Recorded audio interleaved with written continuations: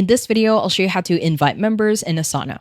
Now, there are two ways to invite a member. The first situation is you already have a workspace, and from that workspace, you want to invite your teammates.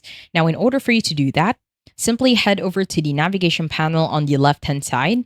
And from here, you want to head over to the very bottom and click on the button to invite teammates. Once you do that, you'll be taken to this section where you need to add the email address of the people or the members in which you want to invite. So let's say we want to add Jane Doe at proton.me. That is their email address. If you press on enter, it will automatically be added. Now you can add as much email addresses as you want. So let's say we want to add John Doe at proton.me.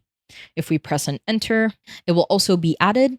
At the bottom, you can even add them to the projects of your workspace. So from here, we can add them to multiple projects if that is something that we want to do. And once you're done, head over to the bottom and click on send. And once you click on send, it will send them an email address in order for them to join our workspace. Now, the second situation is creating a workspace.